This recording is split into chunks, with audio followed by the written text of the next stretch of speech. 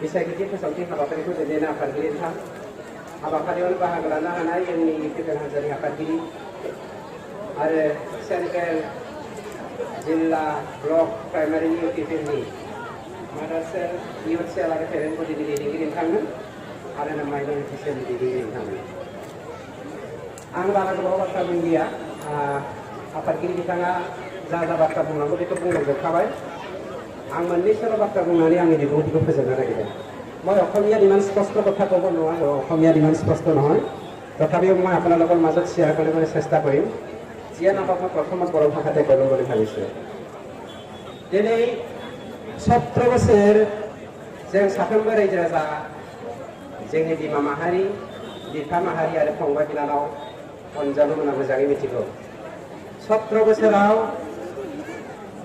बर'नि बाथौसालियाव गायनानै दोननाय बै जोंनि अन्थाइ खाम्फाखौ बिपिएफआ बाखुरा खालामनानै गालांबाय ओरैबायदि बाखुरा खालामदों गावसोरनि सोबख'नाय जाख'नाय गादबनाय आरो नासयनायनि गेजेरजों जोंनि फंबाय बिनानावनि थैनि गोजा जाहाबनाय मुवाफोरजों जोंनि बाथौसालिनि अन्थाइ खाम्फाखौ बिथांमोना बाखुरा खालामलांबाय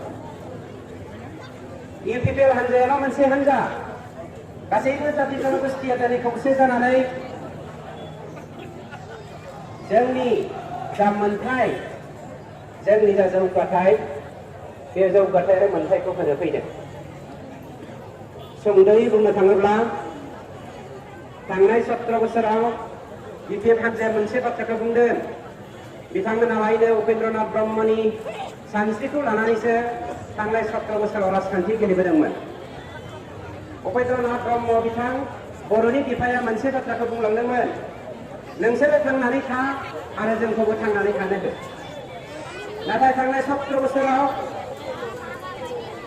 बिपिएफ हान्जाया जोंखौ शान्ति थांनानै थानो होआखै বৰ্তমান উपेन्द्रनाथ ব্ৰহ্মই এটা কথা কৈছিলে তোমালোকে জীয়াই থকা আৰু আমাকো জীয়াই থাকিবলৈ দিয়া আমি 17 বছৰৰ আগত অৰ্থাৎ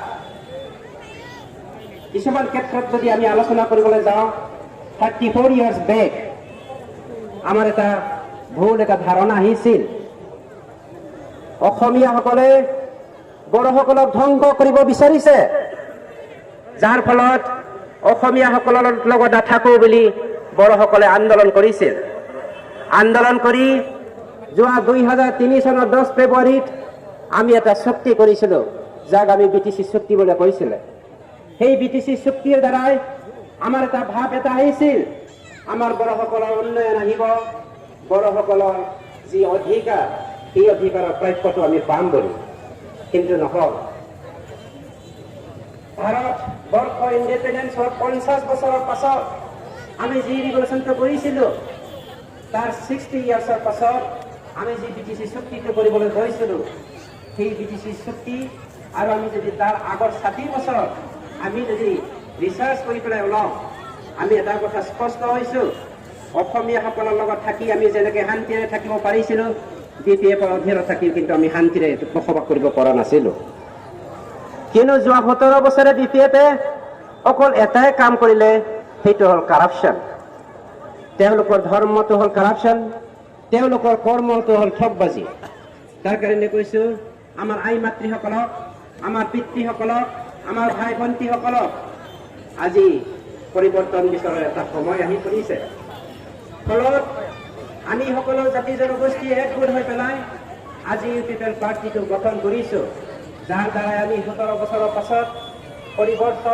পৰিৱৰ্তনশীল এটা চৰকাৰ গঠন কৰি পেলাই আমাৰ অধিকাৰসমূহ উন্নয়নৰ কাৰণে আমি চিন্তা কৰি সকলোৱে একেলগে আগবাঢ়িবলৈ আজি প্ৰস্তুত হৈছে তাকে লৈ পেলাই বিপিএফৰ আজি ভয় খাইছে আপোনালোকে জানে আপোনালোকৰ এই সমষ্টিত যি ব্যক্তি আজি 15 বছৰ ইএম হৈ পেলাই আমাৰ সেই অঞ্চলটো এক্সপ্লইট কৰি আছিল তেওঁৰ নাম হ'ল গণেশ কছাৰী নহয় আমি বিপিএফৰ বহুত ইএমক আমি 3টা টাইটেল দিব বিচাৰিছোঁ সেই টাইটেলটো হ'ল LLB JKB আৰু MKB LLB মানে সেইটো নহয় আইনবিদসকলক দিয়া এটা ডিগ্ৰী LLB হ'ল লাভ লীলা ব্যক্তি আপোনালোকে জানে আমাৰ গণেশ কছাৰী কেনেকুৱা ব্যক্তি যাৰ ফলত মই এজন ব্যক্তি হিচাপে মই 8 বছৰ ৰিভলিউচন কৰিছো সেই 8 বছৰত দেখিবলৈ পাইছো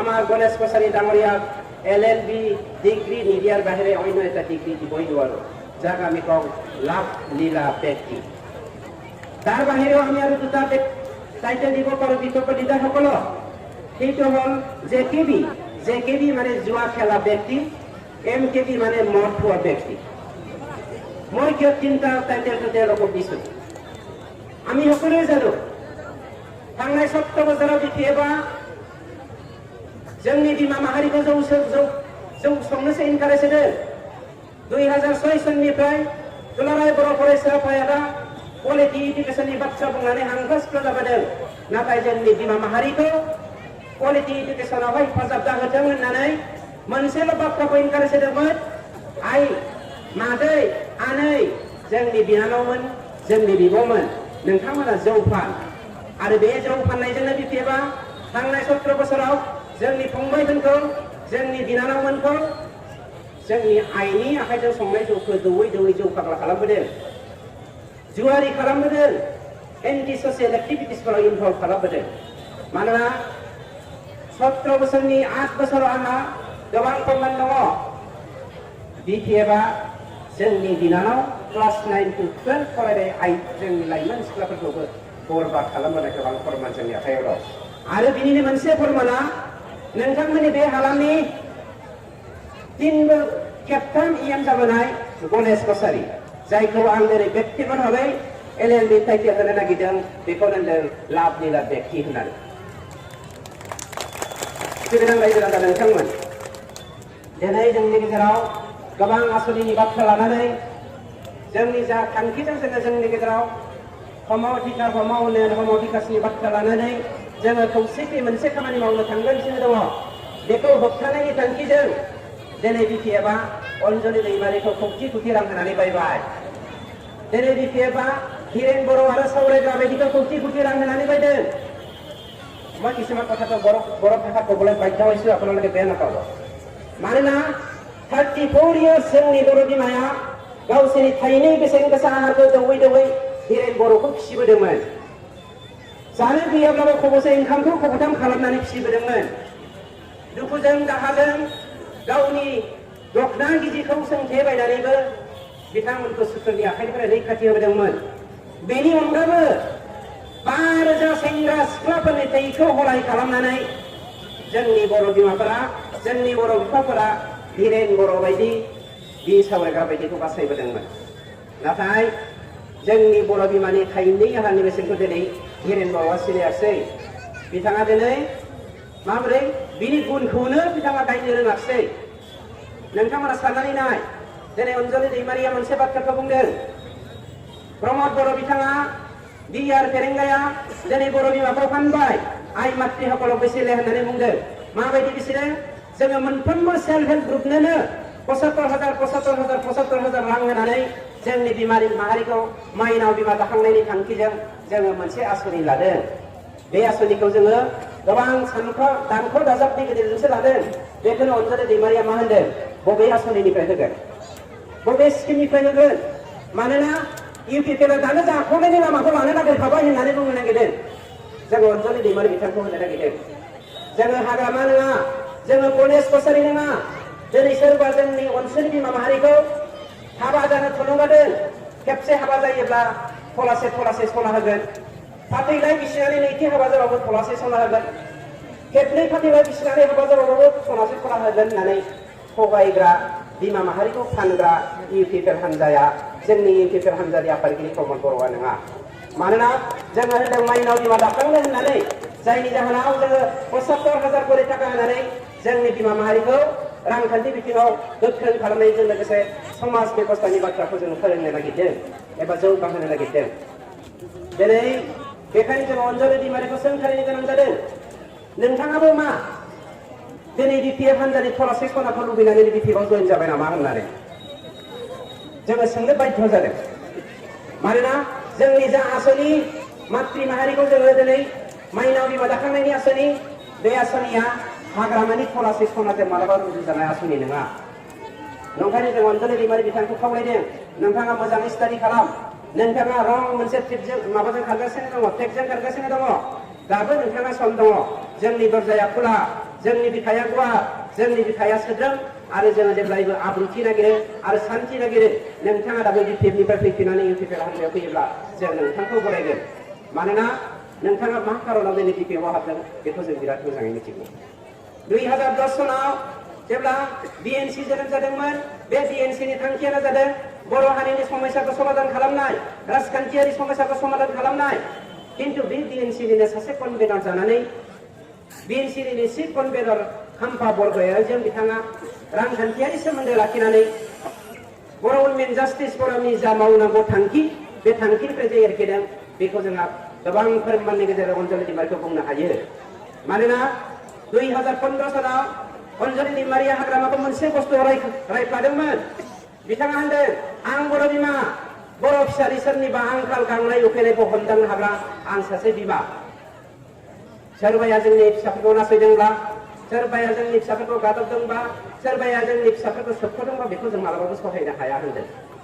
नाथाय बे बाथ्राखौ जोङो बेखौनो बुंनो हायो, बिथाङा बै समाव हाग्रामाखौ बर' हारिनि सोबख'गिरि, नासयगिरि, गादबगिरि होननानै सासे सुखिदारजों रुजुदोंमोन। नोंथाङा बै 2015 सनावनो चकिदार हाग्रामानि आफाफोरनि मासे सिख्लाय जानानै जे हाग्रामाजों अरथाबनानै दंफायोमोन बेखौ जों फोरमान होनो हायो। माबोरै फोरमान होनो हायो? नोंथाङा जादों दिनै थार बर' बिमामोनब्ला बर' बिमानि गोथार मुंखौ लानानै नोंथाङा राजखान्थि गेलेनो नाङामोन। दान मोननैनि सिगां जेब्ला कसुगावआव एनडिपि गथ'फोरखौ अस्त्र हिसाबै बाहायनानै जेब्ला बिपिएफआ 6 जन बर' बिमाखौ दख'ना फोनो होसोदोंमोन, बे समाव बर' उमेन जास्टिस फरामनि आफादगिरि अनजलि दैमारिया मा खालामना दङमोन? मा खालामना दंमोन बर' उमेन जास्टिस फरामनि आफादगिरिया जेब्ला गोथार बर' बिमानि दख'नाखौ थुनो नागिरदोंमोन? सोमोनांथाव। नाथाय मोनसे बाथ्राखौ साननो थाङोब्ला नाम मात्रै बिमासो होननानै जों बुंनो हायो। दिनै बर' बिमा जानानै मालाबा सितानि राव जाफुंफ्लानानै मालाबा क्रिकेटनि ड्रामा खालामफानानै जोंखौ थगायनो हालिया। दिनैनि दिनाव सिता जानानै आं बर' बिमा होननानै बिखा संनानै दान्दिसे उनावनो मोनसे ड्रामानि एक्सननि गेजेरजों नोंथाङा खैखि जानानै बर' हारिखौ बेले बेजे खालामनो नागिरनाय नोंथांनि आखुथायखौ जों हमदांनो हाखाबाय। बेनिखायनो होनदों नोंथांमोना माबायदि डेभेलपमेन्ट मावबाय था, माबे आसनिजों नोंथांमोना जौगानाय लाबोनो नागिरदों बेखौ मावबाय था। किन्तु जोंनि आसनिखौ नोंथांमोननि गाज्रि आसनिजों रुजुनानै जोंखौ मालाबाबो सोंखारिनो नाङा। सिबिनां रायजो राजा नोंथांमोन, আমি সকলো জাতি জনগোষ্ঠীৰ কাৰণে আমাৰ বিটিচি অঞ্চলত আজিৰ পৰা আমি বিটিচি নহয়, যোৱা চলিত মাহৰ 5 তাৰিখৰ পৰা বিটিচিটো বিটিআৰ হৈ গ'ল। আমি বিটিআৰ অঞ্চলত থকা আমাৰ বিটিআৰ অঞ্চলত থকা 23 কমিউনিটিৰ কাৰণে আজি আমি এটা আঁচনি আনিছো, যি আঁচনিৰ দ্বাৰা আমি সকলো জাতি জনগোষ্ঠীৰ ভাষা, সংস্কৃতি, ৰীতি নীতি আৰু অৰ্থনীতিটো আমি উন্নয়নৰ কাৰণে কাম কৰিবলৈ প্ৰস্তুত হৈছো। এই আঁচনিটো হ'ল আমাৰ সকলো জাতি জনগোষ্ঠীৰ কাৰণে এটা ডেভেলপমেণ্ট সেল গঠন কৰা। বড়োসকলে বড়োৰ ডেভেলপমেণ্ট আনিব, ৰাভাসকলে ৰাভাৰ ডেভেলপমেণ্ট আনিব, কছাৰীসকলে কছাৰী ডেভেলপমেণ্ট আনিব, ইছলামসকলে ইছলাম ডেভেলপমেণ্ট নিজেই আনিব, নেপালীসকল, সান্তালীসকল, সকলো জাতি জনগোষ্ঠী বিটিআৰ অঞ্চলত থকা 23টা কমিউনিটি আজি সকলোৱে নিজৰ নিজৰ সংস্কৃতি, ভাষা, ৰীতি নীতি নজৰ দি পেলাই নিজৰ নিজৰ উন্নয়নৰ কাম কৰিব। য'ত বড়োসকলে কেতিয়াও হাত নিদিব, নেপালীসকলেও কেতিয়াও হাত নিদিব, অন্য এটা জাতিৰ ডেভেলপমেণ্টৰ ক্ষেত্ৰত কোনো কেতিয়াও হাত দিবলৈ নাযাব। কিয়নো আমাৰ এটা বিশ্বাস হৈছে চাগে সেইটোৱে ভাৰতৰ প্ৰথম এটা কাউন্সিল হ'ব, যি কাউন্সিলে সকলো জাতি জনগোষ্ঠীৰ উন্নয়নৰ কাৰণে এটা ডেভেলপমেণ্ট আমি চেল বনাবলৈ গৈ আছো। আমি আজিলৈকে বিটিআৰ নহয়, বিটিচি নহয়, উত্তৰ পূৰ্বাঞ্চলত কেতিয়াও দেখিবলৈ পোৱা নাই সকলো জাতিৰ কাৰণে এটা কাউন্সিলত এটিকৈ আমি কি কয় ডেভেলপমেণ্ট চেল বনাই দিয়াটো। কিন্তু আমি বনাবলৈ বিচাৰিছো আৰু আমি অলৰেডি আমি হাতত আমাৰ মেনিফেষ্টত লিখা হৈছে। যেনেকৈ আমি যোৱা 17 বছৰত বড়োসকলে নেপালীক চাব নোৱাৰে, মুছলমানসকলে বড়োসকলক চাব নোৱাৰে, বড়োসকলে সান্তালীসকলক চাব নোৱাৰে, আমাৰ মাজত যেনেকৈ ডিফাৰেঞ্চিয়েশ্যন আহি গৈছে, ভাতৃ ঘাটি সংঘৰ্ষ BPF-এ আনিছে। যোৱা 17 বছৰত BPF-এ বহুতো ভাতৃ ঘাটি সংঘৰ্ষ আনিছে। 2011 চনত BPF-এ নিজে মুছলমান হত্যাযজ্ঞ ইনভলভ আছিল। 2014 চনত BPF-এ নিজে চান্দেলি হত্যাযজ্ঞত ইনভলভ আছিল। তাত NDP-ক মাত্ৰ অস্ত্ৰ হিচাপে ব্যৱহাৰ কৰিছিল। আমাৰ হাতত প্ৰমাণ আছে, কিয়নো মই এজন সশস্ত্ৰ সংগঠনৰ ময়ো সদস্য আছিলোঁ। আজিৰ দিনতো BPF-এ তেনেকৈ এটা কুবুদ্ধি প্ৰস্তুত কৰি পেলাই আমাৰ মাজত আকৌ সংঘৰ্ষ আনিব বিচাৰিছে। হাগ্ৰামাই সেইদিনাখনে কৈছে, 2 খাচীবিলাকৰ লগত বড়োবিলাক হাৰে, এনেকুৱা কথা এটা কৈছে। আমি শুনি আচৰিত লাগিছে। তাৰমানে তেওঁ এটা আকৌ কুবুদ্ধি প্ৰস্তুত কৰিছে, যাৰ দ্বাৰা ইলেকশ্যনৰ আগে আগে, প্ৰত্যেক ইলেকশ্যনৰ আগে আগে BPF-এ হত্যাযজ্ঞ আনিছিল। আমাৰ হাতত প্ৰুফ আছে। শ্ৰদ্ধেয় ৰাইজ, আপোনালোকে আমাৰ ওপৰত বিশ্বাস ৰাখক। আপোনালোকে BPF-ক 17 বছৰ দিছে, আমাৰ গণেশ কছাৰীক 17 বছৰ দিছে। যি ব্যক্তিজনে লাভলীলা খেলিবলৈ চান্স পাইছে, আমাৰ মাত্ৰ 5 বছৰ দিয়ক। 5 বছৰে যদি একো কৰিব নোৱাৰে, প্ৰমোদ বড়ো বড়ো জাতিতকৈ বেছি ডাঙৰ ব্যক্তি নহয়। DR ফেৰেঙায়া বড়ো हारिनिख्रुइ देरसिन नङा, प्रमोद बड़ो बड़ो हारिनिख्रुइ देरसिन नङा। 5 बोसोराव जेबो मावाब्ला DR फेरेंगा प्रमोद बड़ो गोविंद बसुमतारीमोनखौ नोंथांमोना फुटबल जोगानाय बायदि जोगाहर, बेवहाय जोंहा बुंनांगौ जेबो गैया। नंखायनो जों सिगां रायजो राजा नोंथांमोन, जोङो दिनै मोनफा मोनफा हासुरिनि गेजेरजों डेभेलपमेन्ट लाबोनो नागिरदों। दिनै प्राइम मिनिस्टार आवास योजनानि बाथ्रा लानानै BPF-आ गोबां गेम गेलेदों। बिसोरो गावनो गाव लाइसेन्स लानानै बिथांमोना गावनि फिसाजोनि मुङावबो फिसाजोनि मुङावबो PMAY-नि न' मोननायनि मुङाव थांनाय 2017-18 बोसोरावहाय मा खालामदोंमोन, मोनसे लिंक मा खालामदों, बेखौ मा होनो, जिअ'टेग खालामदोंमोन। आरो बे जिअ'टेग खालामनायखौनो दिनै आधार कार्डजों लिंकेज खालामनानै जोंनि मानसिफोरनि गेजेराव आलाय सिलाय खालामनो थाखाय साफ्रोमखौबो फार्स्ट लिस्टआव दं होननानै थगायनानै भटखौ मोननो थाखाय बिथांमोना नाजादों। जोङो बुंदों रायजो राजा नोंथांमोन, बेखौ दिनै रावबो होनोबो हाया, दाननोबो हाया, प्रमोद बर'आबो होनो हाया, हाग्रामायाबो होनो हाया, हिमन्त बिश्व शर्मायाबो होनो हाया, सर्बानन्द सन'वालाबो होनो हाया, दाननोबो हाया। बियो जेनुइनलि नोंथाङा जुदि BPL मारब्ला, किन्तु BPL नङाब्ला बे बुस्थुखौ दिनै ग्राम सभानि गेजेरजों BDO आरो इन्जिनियारनि मोखाङावनो जोङो डिसकास खालामनाय मोनगोन। नोंथाङा BPL नंगौना नङा, नोंथांनि न'आ पाकानि ना कासा, नोंथांनि फायखानिया पाकानि ना कासा, नोंथांनि न'आ नोंथाङा गारि दंना, माबेसे मोसौ दङ, बिगाबेसे हा दङ, बेफोरखौ सारिजारि खालामनायनि उनावसो नोंथाङा PMAY न'खौ मोनगोन। जायफ्रा बे नमसा गुरले बेखौ गासिबो भिडिअ दाननानै होखाजोबगोन। बेखौ जोंहा सिन्था खालामनो गोनां गैया। अब्लाबो थांनाय 17 बोसोराव BPF-आ जोंखौ ना गोरान बायदि फोराननायखाय जों नोंथांमोननो मोनसे फोरमानसो खोन्थासो बुंलांनो नागिरदों। जोङो फैगौ 5 बोसोरनि गेजेराव 1 लाखथा बड़'लेण्ड आवास योजनानि स्किमनि गेजेरजों PMY-नि एमाउन्टआ जेसेबां 1,30,000, बे सेम पर्यायनिनो जोङो मोनसे बड़'लेण्ड आवास योजना बानायनानै 1 लाख जोंनि UPPL सापर्टार गोरिब न'खरफोरनो जोङो न' लुनानै होनो थाखाय प्लान लादों। बेनि थाखाय जोंनि UPPL हान्जाया बबेबा न' मोनैनि थाखाय हांखुर जानांनाय, बबेबा रेशन कार्डनि थाखाय हांखुर जानांनाय, जब कार्डनि थाखाय हांखुर जानांनाय बेफोरबायदि गोनांथि गैया। मानोना दिनै फुजानि सिगांनो जोङो इलेक्सन जानो थांगासिनो दङ, बेवहाय जोङो सरकार दानो थांगासिनो दङ। नोंथांमोननि बे बियाबनि बिजाथि प्रदीप बर'जों लोगोसे दिनैनि दिनाव बिसायख'थि जायोब्ला जोङो 27निफ्राय 32 सिटआवहाय जों देरहाखागोन आरो सरकार बानायनो थांगासिनो दङ। बेनिखायनो जोङो दिनै नोंथांमोननो मोनसे दीपावली धामाका अफार होनो नागिरदों। दीपावली धामाका अफार फ्रम UPPL पार्टी। माबा जागोन बे दीपावली धामाका अफारा? 17 बोसोर जोंखौ सोबख'बोबाय, 17 बोसोर जोंखौ बिदा फंबायनि गेजेराव बुलाय सोलाय खालामनानै सेवहांगार खालामबोबाय। जों बेखौ सहायनो हालिया। बे दीपावली धामाका अफारनि गेजेरजों जोङो सरकार दानायनि साननैसो उनावनो दीपावलीनि उन सिगाङावनो जोङो आगुनि मेम्बारनिफ्राय लानानै हाग्रामा चिफ आरो नोंथांमोननि बे हालामनि आगुनि बिजाथि एबा बे बियाबनि EM गणेश कछारीखौ जोङो खानो थांगासिनो दङ, जायखौ जोङो दीपावली धामाका अफार होननानै बुंनो नागिरदों। जों रावखौबो निमाहा होआ आरो जोंबो अन्याय खामानिखौ मावा।